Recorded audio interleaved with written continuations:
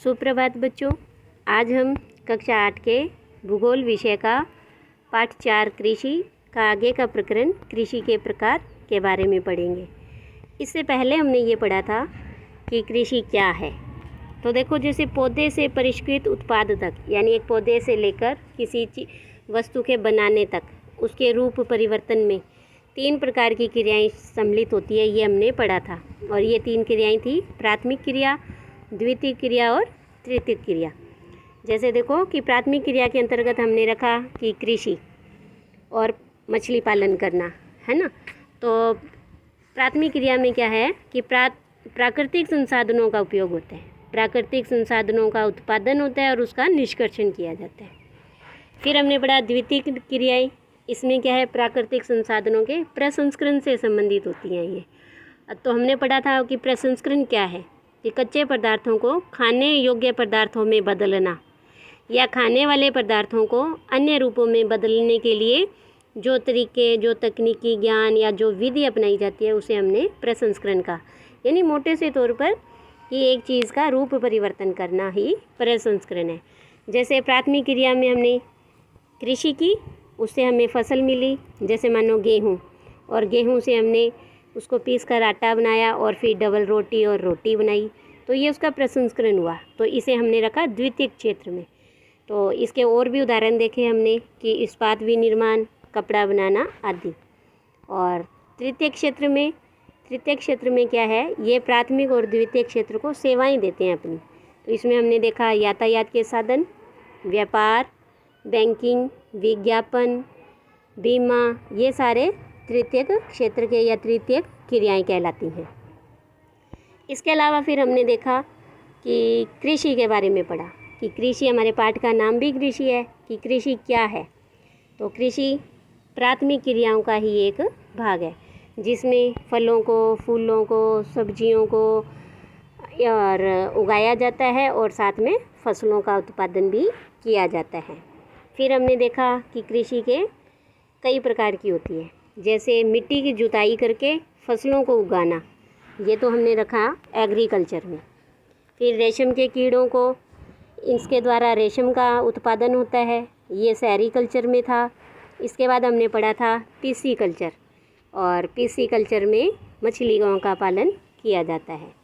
फिर हमने पढ़ा विटीकल्चर, और विटीकल्चर में अंगूरों की खेती होती है। इसके बाद था हॉर्टिकल्चर, ये भी हमने पढ़ा कि इसमें सब्जियों, फूलों और फलों को उगाया जाता है। और आज हम पढ़ेंगे कृषि के प्रकार। तो देखो कि श्रम के आधार पर, भौगोलिक क्षेत्रों के जलवायु और दशाओं के आधार पर हमने कृषि को 2 भागों में बांटा, निर्वाह कृषि और वाणिज्यिक कृषि। देखो, नाम से ही पता लगता है कि निर्वाह करना। तो इसमें क्या है कि कृषक है या जो किसान है वो अपने जीवन यापन के लिए खेती करता है, अपने परिवार की ज़रूरतों को पूरा करने के लिए खेती करता है। और वाणिज्यिक कृषि में क्या है, व्यापार के लिए, उद्योग के लिए वो खेती करता है। फिर हमने निर्वाह कृषि को 2 भागों में बांटा, गहन निर्वाह और आदिम निर्वाह। और आदिम निर्वाह को फिर 2 भागों में बांटा, स्थानांतरित कृषि और चलवासी कृषि। और वाणिज्यिक कृषि को भी हमने आगे उसके 3 भाग किए, वाणिज्यिक अनाज कृषि, मिश्रित कृषि और रोपण कृषि। देखो, वाणिज्यिक अनाज, व्यापार के लिए वो अनाज उगाता है, जैसे गेहूँ, चावल आदि। और मिश्रित कृषि में क्या है कि अपने भोजन के साथ साथ, अनाज के साथ साथ वो पशुओं के लिए चारा भी उत्पादित करता है। और रोपण कृषि में जैसे गन्ना, इसमें अधिक श्रम की आवश्यकता होती है, अधिक पूंजी की आवश्यकता होती है। तो चलिए आज हम इन्हीं कृषि के प्रकार को पढ़ते हैं। तो करते हैं शुरू कृषि के प्रकार। कि विश्व में कृषि विभिन्न तरीक़ों से की जाती है। भौगोलिक दशाओं, उत्पाद की मांग, श्रम और प्रौद्योगिकी के स्तर पर, इस आधार पर हमने कृषि को 2 मुख्य भागों में बांटा। तो एक था निर्वाह कृषि और दूसरा वाणिज्यिक कृषि। निर्वाह कृषि क्या होता है कि इस प्रकार की कृषि कृषक परिवार की आवश्यकताओं को पूरा करने के लिए की जाती है। ये पारंपरिक रूप से कम उपज प्राप्त करने के लिए निम्न स्तरीय प्रौद्योगिकी और पारिवारिक श्रम का उपयोग किया जाता है। निर्वाह कृषि को पुनः गहन निर्वाह कृषि और आदिम निर्वाह कृषि में वर्गीकृत किया जा सकता है। यानी देखो कि निर्वाह कृषि में क्या है कि किसान अपने परिवार की आवश्यकताओं को पूरा करने के लिए खेती करता है और पूरा परिवार उसमें मिल कर के मेहनत करता है। फिर हमने आगे इसको 2 भागों में बांट दिया। तो चलिए कि निर्वाह कृषि का पहला आगे सब टॉपिक है गहन निर्वाह कृषि, इसे पढ़ लेते हैं। कि इसमें किसान क्या करता है, एक छोटे से भूखंड पर साधारण औजारों और अधिक श्रम से खेती करता है। यानी औजार उसके बिल्कुल साधारण होते हैं और खेती उसकी जो मेहनत है वो अधिक होती है। तो अधिक धूप वाले दिनों से युक्त जलवायु और उर्वर मृदा यानी उपजाऊ मिट्टी वाले खेतों में एक वर्ष में 1 से अधिक फसलें उगाई जा सकती हैं और चावल इनकी मुख्य फसल होती है। इसके अलावा भी अन्य फसलों में गेहूँ, मक्का, दलहन और तिलहन शामिल हैं। और यह गहन निर्वाह कृषि कहाँ होती है, ज़्यादा कहाँ की जाती है, तो ये दक्षिणी पूर्वी और पूर्वी एशिया के सघन जनसंख्या वाले मानसूनी प्रदेशों में प्रचलित है।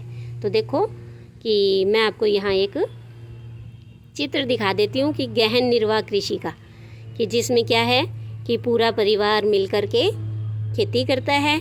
ये देखो साधारण से इनके औजार होते हैं, हल है, बैल है, कस्सी है, इस तरह से ये अपने परिवार की आवश्यकताओं को पूरा करने के लिए और छोटे से खेत में कार्य करते हैं। इसके बाद है कि गहन निर्वाह कृषि का ही दूसरा भाग हम पढ़ेंगे। तो इसका दूसरा भाग था इसका आदिम निर्वाह कृषि। इसमें क्या स्थानांतरित कृषि और चलवासी पशुचारण शामिल है।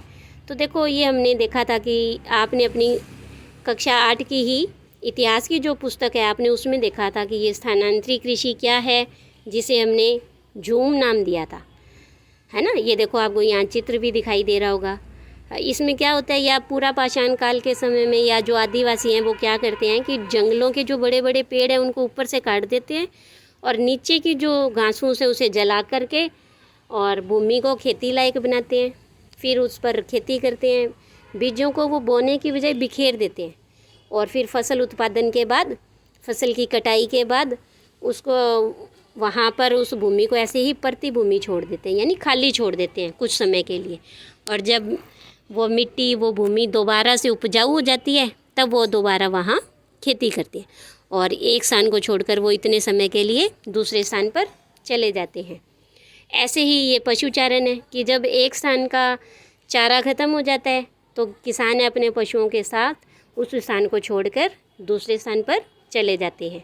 इस चित्र में भी देखो कि पेड़ों को काट दिया गया है और पेड़ों को काटने के बाद इस भूमि पर खेती की जा रही है। तो इस तरह से ये था आदिम निर्वाह कृषि। तो आदिम निर्वाह कृषि का ही अब हम आगे का जो टॉपिक है स्थानांतरित कृषि, इसके बारे में पढ़ लेते हैं। तो देखो आगे कि स्थानांतरित कृषि क्या है। कि स्थानांतरित कृषि अमेजन बेसिन के सघन वन क्षेत्रों में, उष्णकटिबंधीय अफ्रीका, दक्षिण पूर्व एशिया और उत्तरी पूर्वी भारत के भागों में प्रचलित है। ये भारी वर्षा और वनस्पति के तीव्र पुनर्जनन वाले क्षेत्र हैं। यानी कि स्थानांतरित कृषि वहीं होती है जहाँ ज़्यादा बारिश होती है। वृक्षों को काटकर और जलाकर भूखंडों को साफ किया जाता है। तब राख को मृदा में मिला दिया जाता है क्योंकि उस राख में क्या पोटाश होती है और उस पोटाश से क्या है, जो मृदा है, मिट्टी है, वो ज़्यादा उपजाऊ हो जाती है। अब कौन कौन सी फसलें वो उगाते हैं, तो मक्का, रतालू, आलू और कसावा जैसी फसलों को उगाया जाता है। और भूमि की उर्वरता की समाप्ति के बाद वो उस भूमि को छोड़ दी जाती है, जिसे परती भूमि कहते हैं, और कृषक है वो नए स्थान पर, नई भूमि पर चला जाता है। स्थानांतरित कृषि को कर्तन एवं दहन के रूप में भी जाना जाता है, यानी इसके और भी नाम हैं। ऐसे ही इस विश्व में क्या है, स्थानांतरित कृषि को विश्व के कई भागों में, अलग अलग भागों में अलग अलग नामों से जाना जाता है। जैसे झूमिंग या झूम, ये उत्तरी पूर्वी भारत में कहा जाता है। मिल्पा, ये मैक्सिको में इसे मिल्पा कहते हैं। रोका में ब्राज़ील और लदांग मलेशिया और इंडोनेशिया में स्थानांतरित कृषि को ही लदांग कहा जाता है। इसके बाद है चलवासी पशुचारण। सहारा के अर्धशुष्क और शुष्क प्रदेशों में, मध्य एशिया और भारत के कुछ भागों जैसे राजस्थान और जम्मू कश्मीर में प्रचलित है। इस प्रकार की कृषि में पशुचारक अपने पशुओं के साथ चारे और पानी के लिए एक स्थान से दूसरे स्थान पर निश्चित मार्गों से घूमते रहते हैं और इस प्रकार की गतिविधि जलवायविक बाधाओं और भूभाग की प्रतिक्रिया स्वरूप उत्पन्न होती है। पशुचारक मुख्यतः भेड़, ऊंट, मवेशी, याक और बकरियां पालते हैं। ये पशुचारकों और उनके परिवारों के लिए दूध, मांस, ऊन, खाल और अन्य उत्पाद हैं वो उपलब्ध करवाते हैं। तो इस तरह से हमने पढ़ा कि निर्वाह कृषि के दो भाग। अब हम पढ़ेंगे वाणिज्यिक कृषि। तो देखो कि वाणिज्यिक कृषि क्या होती है। वाणिज्यिक कृषि में फसल उत्पादन और पशुपालन ये बाजार में विक्रय हेतु किया जाता है। देखो नाम से ही पता लगता है कि वाणिज्य यानी उद्योग, व्यापार। तो ये फसलों का उत्पादन करते हैं और पशुओं को पालते हैं। किस लिए? बाजार में उनके विक्रय हेतु यानी बेचने के लिए। तो इसमें बड़े बड़े कृष्ट क्षेत्र मतलब खेती योग्य जो खेत हैं वो, तो और अधिक पूंजी का उपयोग किया जाता है इसमें, यानी बड़े खेतों का ज़्यादा पूंजी का और ज़्यादा मशीनों के द्वारा कार्य किया जाता है। तो देखो कि यहाँ पर मैं आपको एक चित्र दिखा देती हूँ कि कैसे इसमें बड़ी बड़ी मशीनों का उपयोग हो रहा है। ये देखो कितनी बड़ी बड़ी मशीनों का उपयोग हो रहा है। बड़े बड़े खेत हैं और इनसे फसलें प्राप्त करने के बाद ये बाज़ार में बेचने के लिए लेकर जाते हैं। तो इसे ही कहते हैं वाणिज्यिक कृषि। और इस वाणिज्यिक कृषि को भी 3 भागों में बांटा इन्होंने। तो देख लेते हैं कि कौन कौन से उसके 3 भाग हैं। तो पहला भाग है उसका वाणिज्यिक अनाज कृषि। आपको ये दिखाई दे रहा है, नीले रंग से लिखा हुआ भी है, वाणिज्यिक अनाज कृषि, मिश्रित कृषि और रोपण कृषि। तो पहला हम पढ़ते हैं वाणिज्यिक अनाज कृषि, कि इसमें क्या है, फसलें वाणिज्यिक उद्देश्य से उगाई जाती हैं। गेहूं और मक्का सामान्य रूप से उगाई जाने वाली फसलें हैं। उत्तरी अमेरिका, यूरोप और एशिया के शीतोष्ण घास के मैदान इस खेती के लिए प्रमुख क्षेत्र हैं और ये क्षेत्र सैकड़ों हेक्टेयर बड़े फार्मों से युक्त विरल आबादी वाले होते हैं, यानी जनसंख्या वहाँ कम रहती है और जो खेत है वो बड़े बड़े होते हैं। अत्यधिक ठंड है वो वर्धन काल को बाधित करती है और केवल एक ही फसल उगाई जा सकती है, यानी यहाँ वर्ष भर में एक ही फसल उगाई जाती है। इसके बाद वाणिज्यिक कृषि का दूसरा प्रकार है मिश्रित कृषि। इसमें भूमि का उपयोग भोजन व चारे की फसल उगाने और पशुधन पालन के लिए किया जाता है, यानी इसमें जो किसान हैं वो अपने भोजन के साथ साथ, मनुष्यों के भोजन के साथ साथ पशुओं के पालन के लिए उन्हें चारे की आवश्यकता होती है, उसको भी वो साथ में ही उत्पादन करता है। तो यह यूरोप, पूर्वी संयुक्त राज्य अमेरिका, अर्जेंटीना, दक्षिण पूर्वी ऑस्ट्रेलिया, न्यूजीलैंड और दक्षिणी अफ्रीका में प्रचलित है। इसके बाद है रोपण कृषि। रोपण कृषि ये वाणिज्यिक कृषि का ही एक प्रकार है, जहाँ चाय, कहवा, काजू, रबड़, केला अथवा कपास की एकल फसल उगाई जाती है। इसमें वृहद पैमाने पर श्रम की आवश्यकता होती है, पूंजी की अधिक आवश्यकता होती है और जो उत्पाद का प्रसंस्करण है वो खेतों पर ही या खेतों के पास ही कारखानों के अंदर ही किया जाता है। और इस प्रकार की खेती में परिवहन जाल के विकास की आवश्यकता होती है। रोपण कृषि के मुख्य क्षेत्र हैं विश्व के जितने भी उष्णकटिबंधीय प्रदेश हैं वहाँ। मलेशिया में रबड़, ब्राज़ील में कहवा, भारत और श्रीलंका में चाय इसके कुछ उदाहरण हैं। तो इस तरह से हमने पढ़ा ये कृषि के प्रकार। अब हम पढ़ेंगे कुछ मुख्य फसलों के बारे में, कि बढ़ती हुई जनसंख्या की आवश्यकताओं को पूरा करने के लिए कई प्रकार की फसलें भी उगाई जाती है। फसलें कृषि आधारित उद्योगों के लिए कच्चा माल भी उपलब्ध करवाती है। गेहूँ, चावल, मक्का, बाजरा ये मुख्य खाद्य फसलें हैं।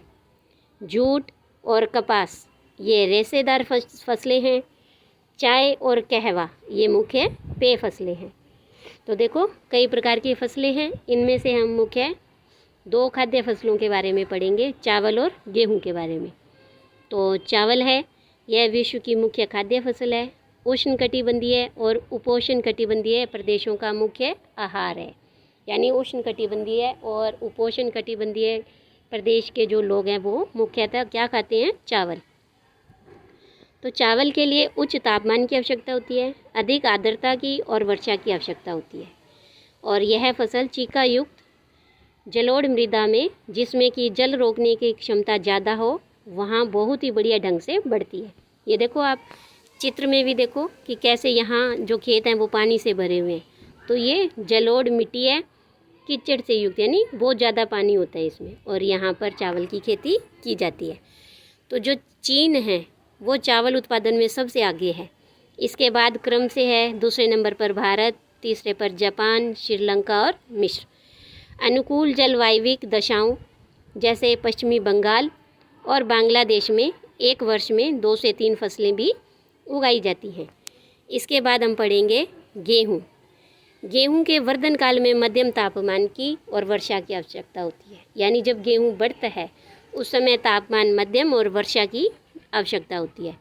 और शस्य कर्तन, यानी जब हम फसल की कटाई करते हैं उस समय क्या है, उस समय तेज धूप की आवश्यकता होती है। और इसका विकास सुअपवाहित दोमट मिट्टी में सबसे बढ़िया ढंग से होता है। गेहूँ संयुक्त राज्य अमेरिका, कनाडा, अर्जेंटीना, रूस, यूक्रेन, ऑस्ट्रेलिया और भारत में विस्तृत रूप से उगाया जाता है। और भारत में यह शीत ऋतु में भी उगाया जाता है। तो इसके बाद देखो कि हम कुछ मुख्य फसलें और हैं उनको देख लेते हैं कि जैसे बाजरा, ज्वार, ये फसलें हैं, ये कहाँ और किस मिट्टी में उगाई जाती है। तो देखो ये बालू मिट्टी में सबसे बढ़िया उगाई जाती है और इसके लिए कम वर्षा की आवश्यकता होती है और उच्च से मध्यम तापमान की आवश्यकता होती है, और ये हमारे भारत में भी काफ़ी उगाए जाते हैं। इसके बाद है मक्के की खेती। ये देखो आपको चित्र में दिख भी रहा है कि कुछ महिलाएं हैं वो मक्का को तोड़ रही हैं। तो इसके लिए मध्यम तापमान की, वर्षा और अधिक धूप की आवश्यकता होती है, और इसके लिए जो उपजाऊ मिट्टी की आवश्यकता होती है। इसके बाद है कपास। इसके लिए उच्च तापमान, हल्की वर्षा इसकी आवश्यकता होती है, और काली मिट्टी इसके लिए सर्वोत्तम होती है। इसके बाद है कॉफ़ी। तो देखो इसके लिए गर्म और आर्द्र जलवायु की आवश्यकता होती है, और मिट्टी कैसी चाहिए, दोमट। और इसके लिए फसल है जो ज़्यादा बड़े, इसके लिए जो पर्वतीय ढाल होती है, इस तरह से जो ढलान वाले इलाके हैं वहाँ ये सबसे ज़्यादा उगाई जाती है। इसके बाद है यहाँ इस चित्र में चाय। तो देखो कि बागानों में उगाई जाने वाली ये सबसे अधिक पेय फसल है जिसकी सर्वाधिक उत्पादन होता है। इसकी पत्तियाँ हैं वो कोमल होती हैं। इसके लिए ठंडी जलवायु चाहिए और इसके लिए दोमट मिट्टी चाहिए और ढलान की आवश्यकता भी होती है, लेकिन ढलान तीव्र नहीं होती, कम ढलान होती है। तो जैसे कॉफ़ी के लिए जो ढलान है वो तीव्र ढलान वाले इलाकों में कॉफ़ी अधिक उगाई जाती है। तो इसकी पत्तियों को चुनने के लिए अधिक मेहनत की, अधिक श्रम की, अधिक व्यक्तियों की आवश्यकता होती है। आप ये देखो चित्र में देख भी सकते हो कि कितने व्यक्ति इनकी पत्तियों को तोड़ तोड़ कर और इन टोकरियों में डाल रहे हैं। तो इस तरह से हमने इस पाठ में ये देखा कि कृषि के 2 प्रकार देखे, निर्वाह कृषि और वाणिज्यिक कृषि। आगे उसके सब टॉपिक देखे, और इसके अलावा हमने कौन कौन सी मुख्य फसलें हैं, कौन सी खाद्य योग्य फसलें हैं, कौन सी रेशेदार फसलें हैं और कौन सी पेय फसलें हैं, इसके बारे में पढ़ा। और इसके साथ ही आज का ये हमारा जो पाठ है वो ख़त्म होता है। आज के लिए इतना ही। धन्यवाद।